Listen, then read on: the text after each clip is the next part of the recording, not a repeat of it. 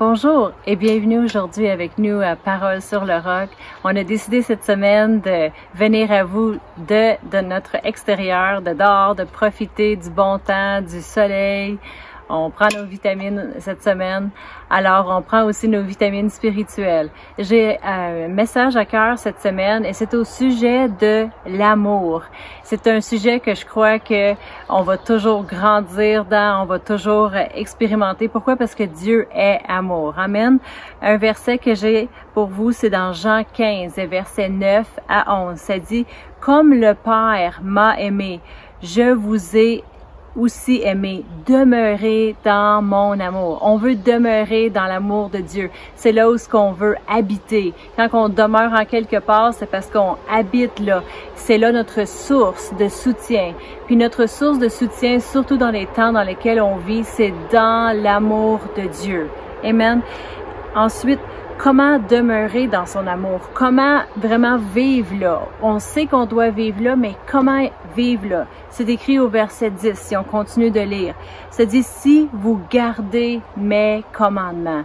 On demeure dans son amour lorsqu'on garde les commandements de Dieu. Vous demeurez dans mon amour et de même que j'ai gardé les commandements de mon Père et je demeure dans son amour.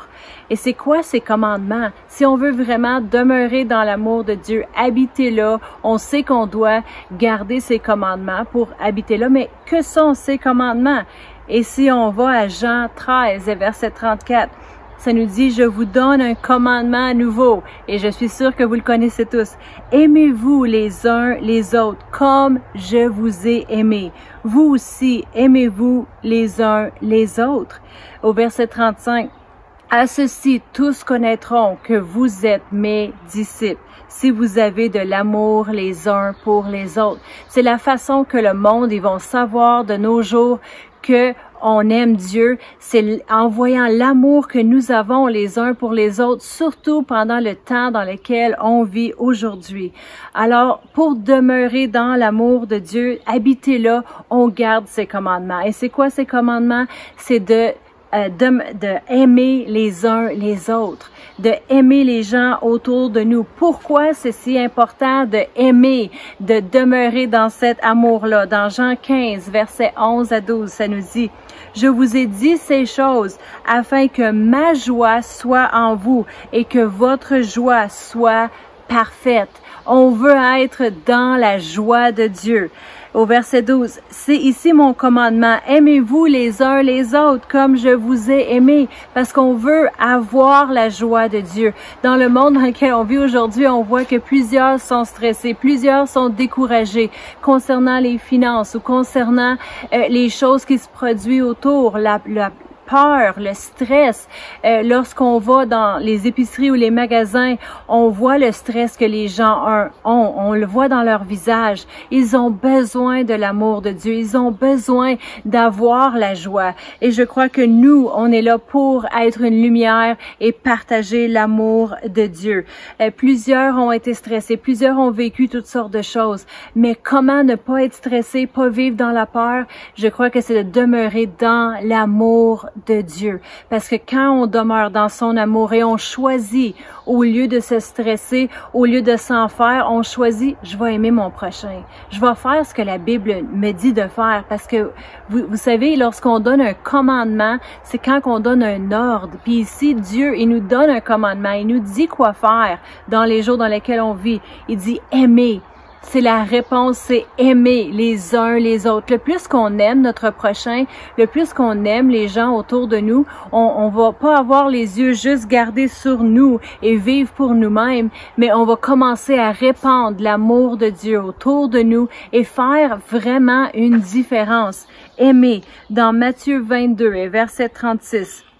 Les disciples, les gens ont demandé à Dieu, « Maître, quel est le plus grand commandement de la loi? » Jésus lui répondit, « Tu aimeras le Seigneur ton Dieu de tout ton cœur, de toute ton âme et de toute ta pensée. » Mais il n'a pas arrêté là. Au verset 38, il dit, « C'est le premier et le plus grand commandement. » Et au verset 39, « Voici le second qui lui est semblable. Tu aimeras ton prochain comme toi-même. » Ici, ça nous dit, ne vis pas juste pour toi. Oui, tu dois aimer Dieu, mais ça l'arrête pas là. Tu dois aimer ton prochain comme toi-même. Le deuxième commandement, c'est semblable, c'est la même chose. Je crois qu'on est rempli de nos jours d'occasions pour marcher en amour, pour aimer, choisir de aimer. Dans Luc 10 et verset 27, il répondit, « Tu aimeras le Seigneur ton Dieu de tout ton cœur, de toute ton âme, de toute ta force, de toute ta pensée, et ton prochain comme toi-même. » Puis au verset 29, un homme lui a demandé, « Qui est mon prochain? » Tu sais, c'est qui vraiment mon prochain? C'est mon mari, ma femme, c'est mes enfants. C'est qui vraiment mon prochain que je dois aimer? Est-ce que c'est juste d'autres chrétiens? C'est qui mon prochain? Ensuite, Jésus a partagé l'histoire que peut-être que vous connaissez bien, du bon Samaritain, au verset 30. Et c'est là que un homme est allé sur son chemin. Il descendait de Jérusalem à Jéricho.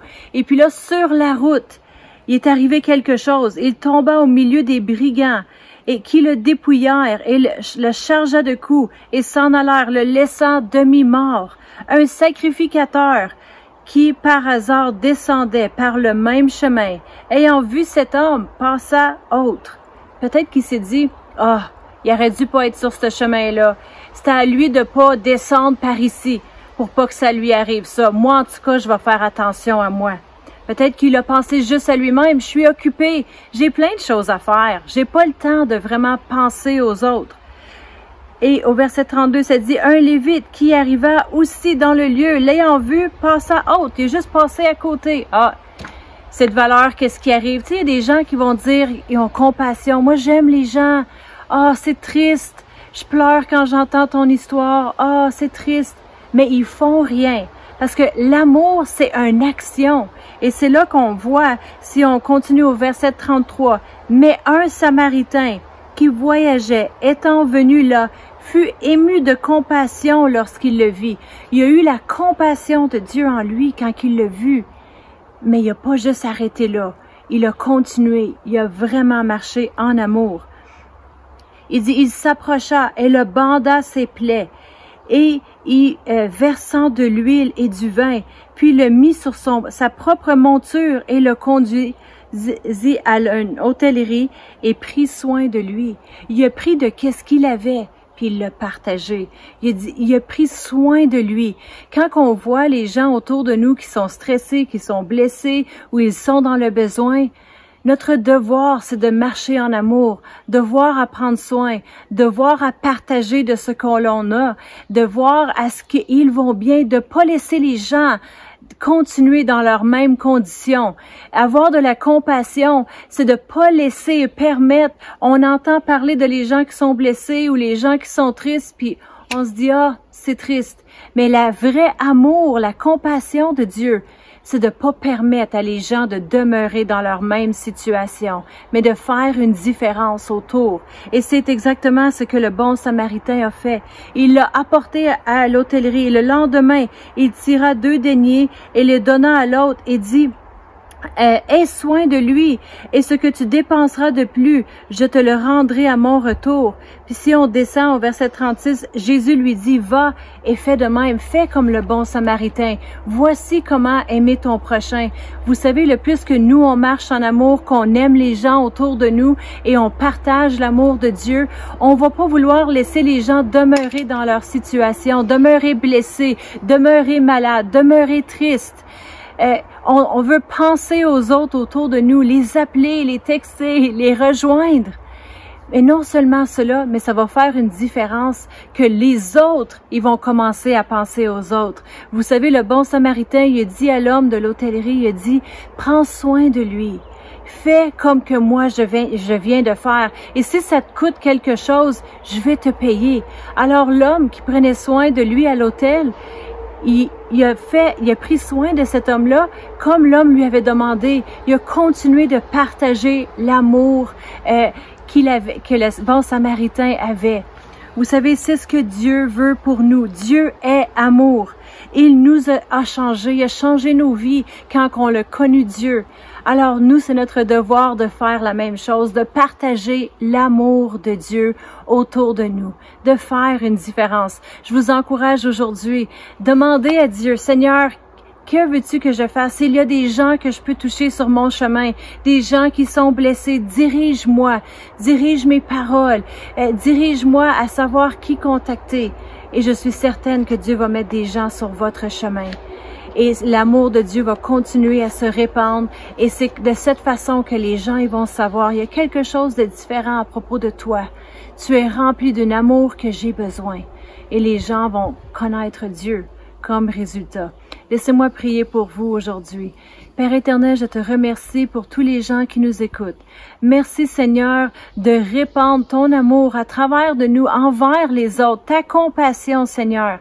Les gens qui sont blessés, les gens qui sont dans le besoin, dirige-nous vers eux pour leur amener une parole encourageante, pour leur aider dans leurs besoins Seigneur. Merci de mettre des gens sur notre chemin.